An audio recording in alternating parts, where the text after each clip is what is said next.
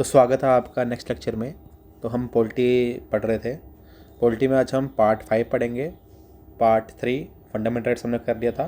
Part 4 में हमने DPS भी पढ़ा था और हमने लास्ट लेक्चर में क्या पढ़ा था, आपका फंडामेंटल ड्यूटीज़ वगैरह पढ़ी थी। जो ड्यूटीज़ थी वो कहाँ से ली थी हमने? रशिया से ली थी। तो आज हम यूनियन गवर्नमेंट वगैरह शुरू करने जा रहे हैं। यूनियन का मतलब होगा सेंट्रल गवर्नमेंट। अब सेंट्रल गवर्नमेंट में क्या क्या रहेगा आपका? उनका एग्जीक्यूटिव, उनका लेजिस्लेचर और उनकी जुडिशरी रहेगी। सबसे पहले यूनियन में आर्टिकल कहाँ से कहाँ तक है? 52 से लेकर 151 तक। काफ़ी बच्चों की मेरे को क्वेरी आ रही थी कि सर क्या हमें सारे आर्टिकल याद करने हैं? तो आप मेन में आर्टिकल याद कर लेना, ठीक है। जिनके ऊपर मैं ज़्यादा फोकस रखूँगा वो तो आपने करने ही करने हैं। लेजिस्लेचर की अगर हम बात करें यूनियन की, तो आर्टिकल कहाँ से शुरू है? ये 79 से लेकर 123 तक आर्टिकल है। सबसे पहले आर्टिकल 79 ये कहता है there shall be a parliament of India. Parliament of India होना चाहिए। ये कौन बताता है? हमारा आर्टिकल 79 बताता है और दिस इज इंपॉर्टेंट आर्टिकल, ठीक है। अब पार्लियामेंट किस किस से बनती है? ये सवाल बड़ी बार पेपर में आता है। पार्लियामेंट किससे से बनती है? लोकसभा, राज्यसभा और प्रेसिडेंट से बनता है। बड़ी बार होता क्या है, ये दोनों तो ऑप्शन में होते हैं, ये ऑप्शन में नहीं होता। तो याद रखेंगे इन तीनों से ही क्या बनती है? पार्लियामेंट बनती है, ठीक है। अब कोई भी लॉ वगैरह पास होना है तो वो पार्लियामेंट ही करती है। तो मतलब तीनों का ही प्रोसेस होगा, लोकसभा का भी, राज्यसभा का भी, प्रेसिडेंट का भी, ठीक है। अब आर्टिकल 80 बात करता है राज्यसभा की कंपोजिशन के ऊपर। राज्यसभा में क्या क्या कंपोजिशन होती है? सबसे पहले राज्यसभा को हम क्या कहते हैं? अपर हाउस भी कहते हैं, उसको एल्डर हाउस भी कहते हैं। मैक्सिमम मेंबर्स कितने रहते हैं इसके? 250 रहते हैं। कितने रहते हैं? 250 मेंबर्स रहते हैं, जिसमें से 12 मेंबर कौन अपॉइंट करता है? प्रेसिडेंट अपॉइंट करता है, ठीक है। जो कि उसके ऊपर डिपेंड करता है कि वो कौन कौन से फील्ड से लड़ जाता है, ठीक है। अब याद रखेंगे राज्यसभा को हम क्या कहते हैं? परमानेंट हाउस भी कहते हैं। क्या कहते हैं इसको? परमानेंट हाउस भी कहते हैं। क्यों कहते हैं? क्योंकि ये कभी भी डिसॉल्व नहीं होता। जैसे 5 साल के बाद लोकसभा खत्म हो जाती है, नई लोकसभा आती है, तो वो हम टेम्प्रेरी हाउस है, बट ये क्या है? परमानेंट हाउस है।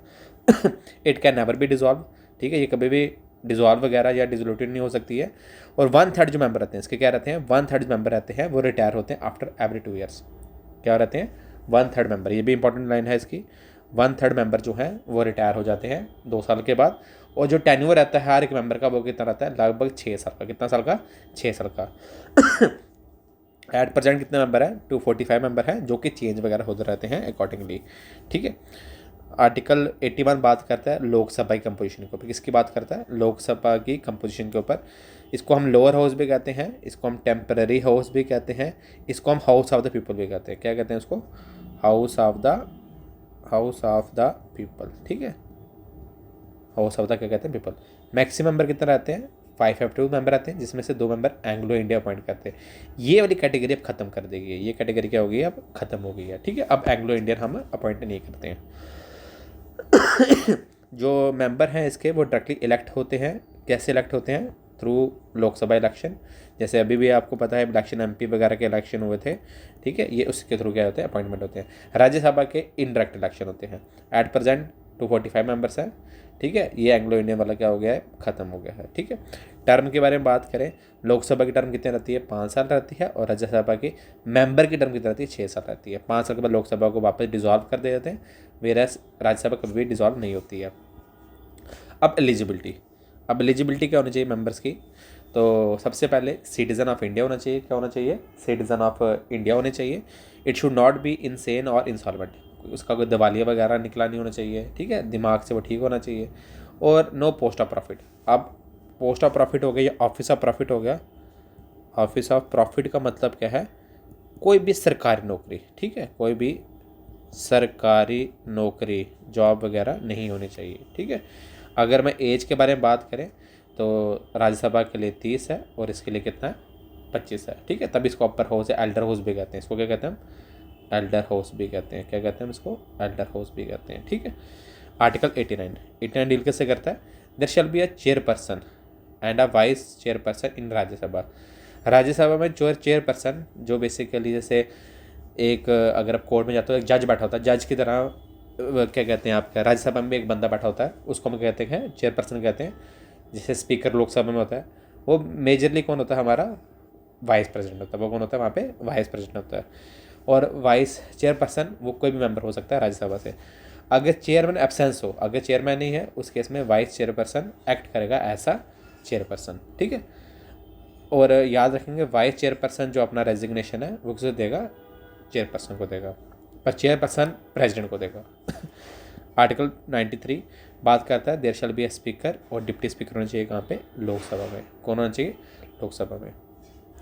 अब आगे, both speaker and deputy speaker submitted resignation to each other. Speaker deputy speaker को अपना रेजिग्नेशन देगा और डिप्टी स्पीकर को देगा, स्पीकर को देगा।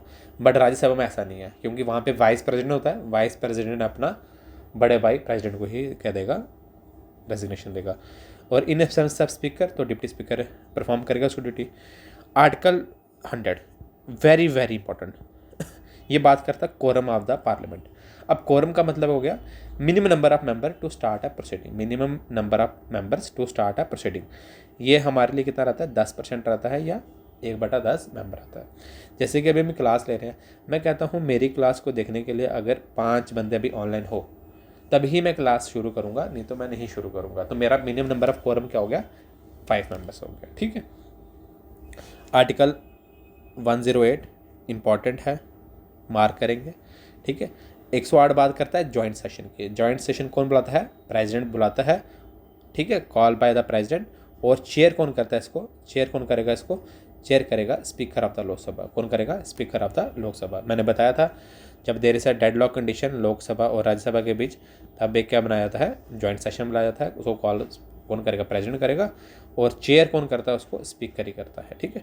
आर्टिकल 110 इंपॉर्टेंट है, money bill present only in Lok Sabha. ये कहाँ पे करता है, लोकसभा में करता है। राज्यसभा के पास इसके लिए पावर नहीं है। विद इन 14 डेज उसको क्या करना पड़ता है, बिल को असेंट देना पड़ता है। अगर वो डिसएग्री भी हो तो bill is deemed to be pass from both the houses. और प्रेसिडेंट के पास भी उसके पास सिर्फ एक ही ऑप्शन है कि उसको हाँ बोलना था मनी बिल के केस में। 112 ये आपका आ गया बजट। ये आपका क्या आ गया, बजट। ये भी क्या है, इंपॉर्टेंट है। Annual financial statement of the union, इसको बजट कहते हैं। प्रेजेंट कौन करता है, फाइनेंस मिनिस्टर करता है। कौन करता है, फाइनेंस मिनिस्टर करता है। हमारे फाइनेंस मिनिस्टर का नाम क्या है, आप कमेंट सेक्शन में हमें बताइए। आर्टिकल 123 ये बात करता है ऑर्डिनेंस पावर के बारे में बात करता है। किसके बारे में बात करता है, ordinance power of the president. Suppose किया पार्लियामेंट है ही नहीं है, लोकसभा है ही नहीं है, तो उस केस में अगर कोई डिसीजन लेना है, कोई लॉ वगैरह बनाना है, तो उसके लिए हम क्या लाते हैं, ऑर्डिनेंस लाते हैं। और ऑर्डिनेंस कौन ला के आता है, प्रेसिडेंट लेकर आता है। ये एक टेम्परेरी प्रोविजन रहता है, इसकी वैलिडिटी कितनी रहती है, लगभग 6 महीने की रहती है। Judiciary of the union. ठीक है, जुडिशरी में हम बात कर लेंगे, यहाँ पे सुप्रीम कोर्ट भी आ जाएगा और स्टेट में हम हाई कोर्ट के लिए डिस्कस करेंगे। आर्टिकल 123 से लेकर 147 के बीच में हम ये डील करता है। आर्टिकल 124 डील बोलता है क्या, there shall be supreme court of India. क्या होना चाहिए, सुप्रीम कोर्ट किसका होना चाहिए, इंडिया में एक सुप्रीम कोर्ट होना चाहिए, उसके बारे में बात करता है। बेसिकली अगर इसका थोड़ा सा हम हिस्टोरिकल बैकग्राउंड लें तो 1773 में अंग्रेजों के टाइम में एक रेगुलेटिंग एक्ट आया था। उसमें 1774 में क्या बना था, सुप्रीम कोर्ट बना था कहाँ पे, कलकत्ता में। बाद में इसको शिफ्ट कर दिया गया था। पहले जो चीफ जस्टिस है इसका, उनका नाम था लॉर्ड एलिजा इम्पे। ठीक है, एलिजा इम्पे, हम लॉर्ड नहीं यूज़ करेंगे, हम क्या यूज़ करेंगे, सिर्फ एलिजा इम्पे। 1935 में सुप्रीम कोर्ट को शिफ्ट कर दिया गया था, कहाँ से, कलकत्ता से दिल्ली में शिफ्ट कर दिया गया था। सेम एक आरबीआई था, आरबीआई को भी शिफ्ट किया गया था कलकत्ता से। कहाँ किया गया था, ये भी आप मुझे कमेंट सेक्शन में बताओगे। ठीक है, और जो वीडियो हमारे पेड बैच में देख रहे हो वो मुझे व्हाट्सअप कर देना, हम व्हाट्सअप में चेक कर लेंगे। नेक्स्ट, इसके बाद 1987 में इसका नाम क्या बढ़ गया, फेडरल कोर्ट इस्टेब्लिश हो गया। और पोस्ट इंडिपेंडेंस, आफ्टर इंडिपेंडेंस 1952 में सुप्रीम कोर्ट को हमने रीऑर्गेनाइज किया। उस समय जो पहले चीफ जस्टिस है इनका, उनका नाम क्या था, Hiralal Kania. Very very important, Hiralal J Kania, वो क्या बने सुप्रीम कोर्ट। इनके साथ 7 और जजेस और आए। प्रेजेंट एक चीफ जस्टिस ऑफ इंडिया है और 33 कौन है, अदर जजेस है। अभी अभी जो है चीफ जस्टिस चेंज हुए हैं, उनका नाम क्या है, ये भी आप मुझे कमेंट सेक्शन में बताओगे। ठीक है, जिससे मुझे पता चलेगा कि हाँ आप लोग मेरी वीडियोस वगैरह देख रहे हो। आर्टिकल 124/2। ठीक है, आर्टिकल 124/2 ये बात करता है ऑल द जजेस of the supreme court, all the जजेस of the supreme court are appointed by the president of India. तो जो सुप्रीम कोर्ट के जजेस हैं उनको कौन अपॉइंट करता है, उनको अपॉइंट करता है प्रेसिडेंट ऑफ इंडिया अपॉइंट करता है। ठीक है, chief justice is appointed by the president and the other judges are appointed by the president with an advice from chief justice of India. ठीक है, then article 124(3) eligibility of the, क्या क्या जज की एलिजिबिलिटी होनी चाहिए। जैसे कि सबसे पहले सिटीजन ऑफ इंडिया होना चाहिए, एज लेस देन 65 ईयर होनी चाहिए, मिनिमम 5 साल का एक्सपीरियंस होना चाहिए हाई कोर्ट के जज का, या 10 साल की प्रैक्टिस होनी चाहिए ऐसा एडवोकेट। ठीक है। अब कोरम पता चल गया आपको कोरम क्या होता है कि मिनिमम कितने जज। तो सुप्रीम कोर्ट में जो मिनिमम जज हैं 3 जज कम से कम चाहिए अगर किसी केस की प्रोसीडिंग करनी है, और अगर प्रेसिडेंट को एडवाइस देनी है तो कम से कम कितने जज चाहिए, 5 जज चाहिए, जिसके अंदर चीफ जस्टिस ऑफ इंडिया भी इंक्लूड होगा। आफ्टर गेटिंग सबसे ज़्यादा जजेस किस केस में लाए गए थे, तो मैं आपको बता देता हूँ। नंबर शायद वैरी कर सकता है, मेरे ख्याल से तो ये 11 जजेस थे, और ये जो आपका एक कोर्ट केस हुआ था 1773 के अंदर हुआ था, जिसको हम केस ऑफ फंडामेंटल राइट्स भी कहते हैं, केशवानंदा भारती केस, कौन सा, केशवानंदा भारती केस, उसमें जो है मैक्सिमम जजेस लाए गए थे। After getting retired supreme court जज can not practice anywhere in India. ठीक है, ये आपको पता होना चाहिए। आर्टिकल 125 बात करता है सैलरी अलाउंसेस के, किसकी, सुप्रीम कोर्ट के जजेस की। जो सैलरी है और सैलरीज अलाउंसेस है सुप्रीम कोर्ट के जजेस की, वो अपॉइंटमेंट के बाद कभी भी रिड्यूस नहीं होते हैं। ठीक है। आर्टिकल 126 कहता है अगर absence of chief justice of India the senior most जज विल परफॉर्म हिज ड्यूटी। ठीक है। अपॉइंटमेंट एडॉक जजेस, एडॉक का मतलब हो गया अगर एडिशनल वर्क होगा तो एडॉक जजेस भी अपॉइंट वगैरह कर सकते हैं, नॉट सो इंपॉर्टेंट बट फिर भी पता होना चाहिए। Article 127 appointment of high court के जजेस इन सुप्रीम कोर्ट। ठीक है। आर्टिकल 128 अपॉइंटमेंट ऑफ रिटायर्ड जजेस इन सुप्रीम कोर्ट, मैक्सिमम टेन्योर इनका कितना रहता है, 2 साल का ही रहता है। इंपॉर्टेंट है आर्टिकल 129, सुप्रीम कोर्ट को हम क्या कहते हैं, कोर्ट ऑफ रिकॉर्ड कहते हैं, और इसकी this is the duty of the all the high court to follow the decision. ठीक है। अगर कोई पुराना केस या डिसीजन दिया हुआ है उसको ऐसा रिकॉर्ड की तरह हम यूज़ कर सकते हैं, इन हाई कोर्ट वगैरह यूज़ कर सकते हैं। आर्टिकल 130 ये बात करता है कि supreme court of India should always be in the national capital और नियर द प्रेसिडेंट ऑफिस। जरूरी नहीं है, उन्होंने बोला है कि होना चाहिए, सुप्रीम कोर्ट कहीं भी बैठ सकता है। ठीक है। Freedom of supreme court, president always take advice from the chief justice of India in appointing the supreme court के जजेस। Executive and legislature never interfere in the word of judiciary. ठीक है।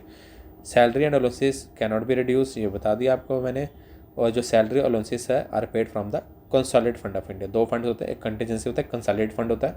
इनकी जो सैलरी वगैरह वो कहाँ से दी जाती है, कंसोलिडेटेड फंड ऑफ इंडिया से दी जाती है। आर्टिकल 132 ये बात करता है supreme court has a power to transfer any case from one of the high court to another high court. ठीक है।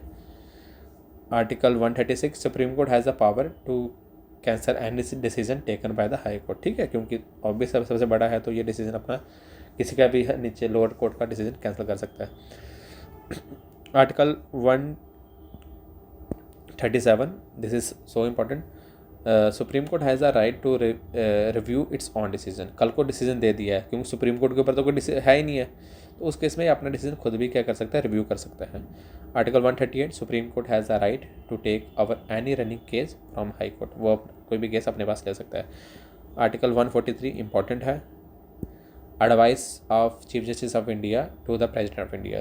क्या ये बाइंडिंग रहती है? पहली बार तो बाइंडिंग नहीं रहती है, नेक्स्ट टाइम बाइंडिंग हो जाती है। ठीक है, पहली बार अगर एडवाइस दे जाएंगे तो वो बाइंडिंग नहीं है, अगर फिर से रिकन्सिडर के बाद आती है तो इट इज़ बाइंडिंग। आर्टिकल 146 जितनी भी रिक्वायरमेंट है किसके अंदर, सुप्रीम कोर्ट ऑफ इंडिया के अंदर, सारी मैनेज कौन करेगा, chief justice of India manage करेगा। क्लियर हो गया। अब नेक्स्ट आर्टिकल 148, आर्टिकल 140 डील करता है controller and auditor general of India. जितना भी ऑडिट वगैरह, जितना भी खर्चा वगैरह हो रहा है उसका ऑडिट करने के लिए हमारे पास कौन चाहिए, controller and auditor general of India है। अभी फिलहाल के लिए कौन है हमारे पास, गिरीश चंद्र मुर्मू है। कौन है, गिरीश चंद्र मुर्मू है। ये हमारे जम्मू कश्मीर के पहले LGP रह चुके हैं। ठीक है।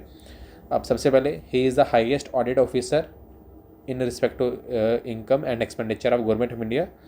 ठीक है, जो क्या कहता है, इंस्पेक्ट करेगा, क्या इनकम करेगा और एक्सपेंडिचर करेगा। ही इज अपॉइंटेड, इसको अपॉइंटमेंट कौन देता है, प्रेसिडेंट ऑफ इंडिया रहता है। He submit his resignation to president of India, he submit his report to the parliament of India. ठीक है, तो यहाँ पे हमारा जो यूनियन का पार्ट है, यूनियन वाला पार्ट है, वो क्या होता है, फिनिश होता है। मेजरली लोकसभा, राज्यसभा, प्रेसिडेंट, यहाँ से सवाल आते हैं। जो मेन आर्टिकल है वो आपको हमने बता दिए हैं, तो जिसके कारण आप लोगों का क्या हो जाएगा, ज़्यादा फ़ायदा हो जाएगा। अब काफ़ी बच्चे प्रेज़ भी करते कि सर जो ये नोट्स वगैरह हैं जिस तरीके से आपने कंसल्टेट किए हुए हैं उससे हमें क्या हो रहा है, बड़ा जल्दी फ़ायदा हो रहा है।